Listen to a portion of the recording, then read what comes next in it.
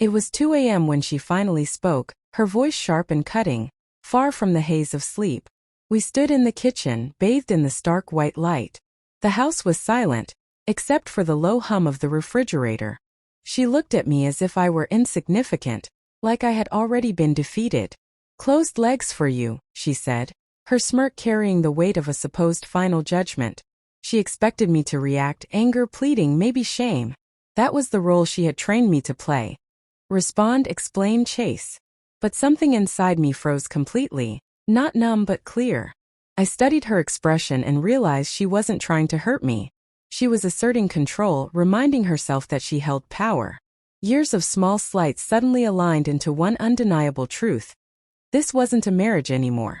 It was a performance, and she believed I was still auditioning for a role she had already decided to replace. She laughed softly, waiting for my reaction, savoring the silence as if it were a victory. In her mind, men were only valuable if they were desired, chosen, or desperate enough to stay. I could see it plainly now, the way she leaned against the counter, arms crossed, daring me to crack. This wasn't about intimacy. It was about control, about reinforcing the idea that I needed her approval to exist. I remembered all the times I swallowed my pride, convincing myself that patience was strength, but patience without boundaries is just surrender. She shifted, growing impatient. "Well?" she asked, annoyed that I hadn't reacted yet. That impatience spoke volumes. She needed my response. She needed proof that she still mattered more than my self-respect. For the first time I decided she wouldn't get it. I drew a slow breath, not to calm myself, but to mark the end of something. When I finally spoke, my voice surprised even me. Steady, low, detached. "That's fine," I said. She blinked.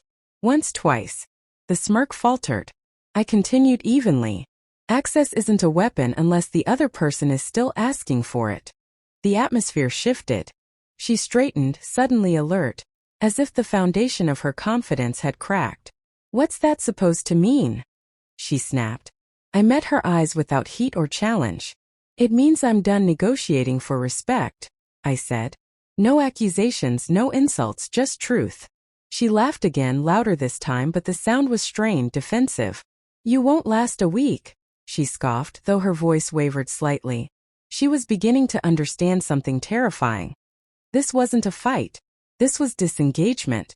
And disengagement is irreversible. I didn't retreat to the couch. I didn't storm out. I simply turned, grabbed my keys, and moved toward the door. That was when her confidence shattered completely. "Where do you think you're going?" she demanded, following me, panic bubbling beneath the anger. I stopped, glanced back once, and said quietly, "Somewhere I'm not mocked for existing." The silence that followed was heavy, suffocating. She had no retort. No comeback. I stepped outside, the night air crisp and clean against my face, and for the first time in years my chest felt light. My phone buzzed almost immediately. I didn't look. That mattered. Every step away from that house felt like reclaiming something she had convinced me I'd lost, my dignity. Behind that door, her world was beginning to shift. She just didn't realize it yet. By morning the messages changed, from anger to confusion, then to fear. "Where are you? What are you doing? When will you be back?" I answered nothing. Silence has a brutal effect on those who rely on control. It forces them to confront themselves. In the following days, I acted deliberately. I packed essentials. I changed passwords. I separated finances. Not out of spite, but preparation. She attempted to rewrite the night, to downplay it, even joke about it. "You're being dramatic," she said. When I finally responded, I used just one sentence. "Respect isn't negotiable." That ended the conversation. Friends noticed the change in me before I said anything. I wasn't angry. I wasn't broken. I was resolved. And that scared her far more than rage ever could. Rage still indicates you care. Calmness signals that you've already left emotionally. And you're not coming back. Weeks later, she tried one last effort to regain control. Carefully worded apologies mixed with blame. "I didn't mean it like that. You misunderstood. People say things when they're tired." I listened once, silently.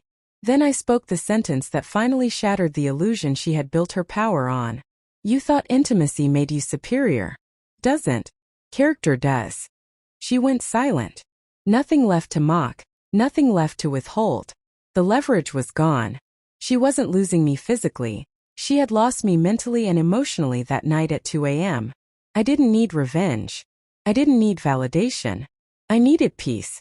And peace arrived the moment I stopped explaining myself to someone determined to misunderstand me. That's when I realized I had already won, not over her, but over the version of myself that tolerated disrespect. Looking back, her words didn't destroy me. They revealed her. Closed legs for you was never about intimacy. It was about power. The moment I refused to react, to beg, to shrink, that power collapsed. She expected me to fight for access.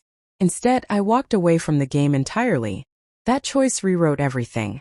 I learned that dignity is louder than anger, and that silence can be more devastating than confrontation. Her world didn't shatter because I yelled. It shattered because I stayed calm and left. That's the truth most people fail to understand. When someone mocks you to feel powerful, your calm departure is the ultimate loss of control. At 2 a.m. she thought she had won. By sunrise she realized she had lost something she could never reclaim. My respect. And once that is gone, nothing else matters.